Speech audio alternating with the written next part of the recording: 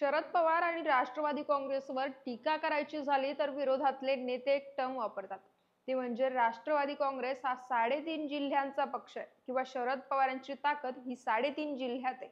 पण असं का म्हणतात आणि हे 3.5 जिल्हे नक्की कोणते बघूया या व्हिडिओच्या माध्यमातून. नमस्कार, मी पूजा आणि आपण पाहताय सत्तावारी. तर सगळ्यात पहिला जिल्हा येतो तो म्हणजे सोलापूर. शरद पवारांनी जेव्हा बारामतीचा गड सोडून दुसरीकडे लढण्याची तयारी केली होती त्यावेळी त्यांनी सोलापूर जिल्ह्यातल्या माढा मतदारसंघाचा आधार घेतला होता. त्यावेळी पवारांना माढ्यातून 3 लाखांपेक्षा जास्तीची लीड मिळालं होतं. पण ते नक्की कसं, तर याचं मूळ शोधायला गेलं तर आपल्याला 70च्या दशकात जावं लागेल. शरद पवार जेव्हा पहिल्यांदा मंत्री झाले होते तेव्हा त्यांच्याकडे सोलापूर जिल्ह्याचं पालकमंत्रीपद देण्यात आलं होतं. इथून पवारांची सोलापूरच्या राजकारणात एंट्री झाली. त्यानंतर पवारांनी सोलापुरात आपले माणसं पेरण्यास सुरुवात केली. त्यांनी ढोबळे पाटील, मोहिते पाटील असे नेते आपल्या बाजूने घेतले. तसंच समाजवादी काँग्रेसच्या काळात सोलापूर नगर परिषदेवर पुलोचीच सत्ता स्थापन केली.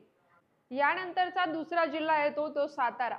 सातारा हा स्वर्गीय यशवंतराव चव्हाण यांचा जिल्हा आहे. इथल्या प्रत्येक व्यक्तीच्या मनामनात यशवंतराव चव्हाण यांच्याबद्दल आदर आहे. तर शरद पवार हे यशवंतराव चव्हाण यांचे मानसपुत्र समजले जातात. त्यामुळे पवारांबद्दल इथल्या लोकांच्या मनात प्रेम असणार हे साहजिक आहे.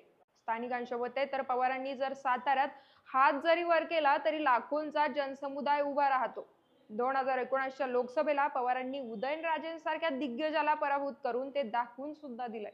साताऱ्यात झालेल्या पावसातल्या सभेनं पवार साहेब या वयात देखील लढतायत असं चित्र लोकांच्या मनात निर्माण झालंय. तर तिसरा जिल्हा येतो कोल्हापूर.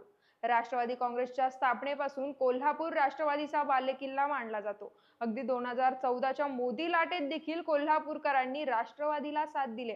इथून धनंजय महाडिक हे खासदार झाले. पण नंतर 2019च्या लोकसभेत काँग्रेसच्या सतेज पाटील यांनी आमचं ठरलंय असं म्हणत महाडिकांच्या विरोधात काम केलं आणि त्यातून शिवसेनेचे संजय मंडलिक विजयी झाले. मात्र यंदाच्या लोकसभेत मंडलिकांचा पराभव झाला.